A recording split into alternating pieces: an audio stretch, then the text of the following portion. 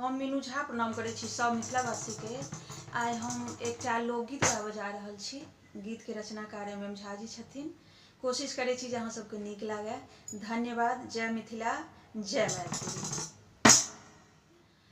मोन होइए गाम जैतौं बम्बई आम खैतौं।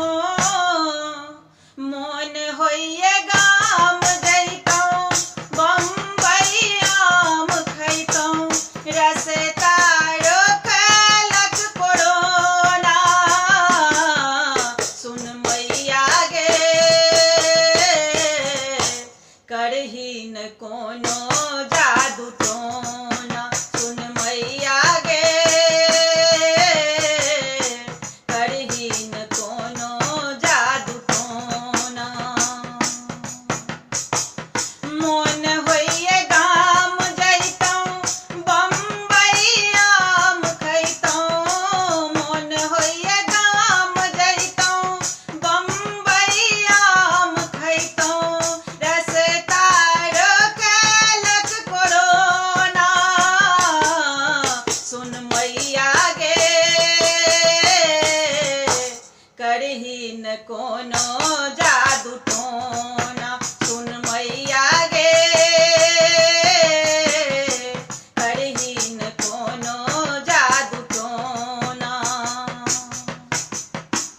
गामक बारी में लाल लाल लेचे, अपने सँ तोड़ि खैते हमर बौआ बूची।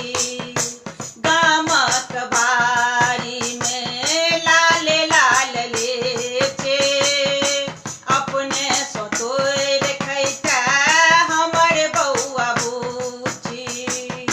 कटहर के को खैतौं कारी कारी जोम खैतौं। कटहर के को खैतौं कारी कारी जोम खैतौं। लगते न दाम एको आना, सुन मैया गे करही न कोनो जादू टोना। सुन मैया गे करही न कोनो जादू टोना। मोन होइए गाम जैतौं बम्बई आम खैतौं। रोकलक रस्ता कोरोना, सुन मैया गे करही न कोनो जादू टोना। सुन मैया गे करही न कोनो जादू टोना।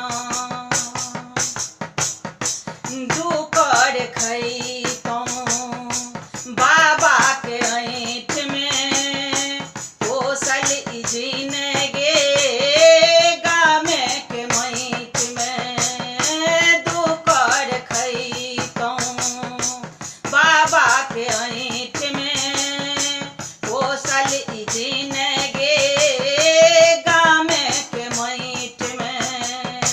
बैसल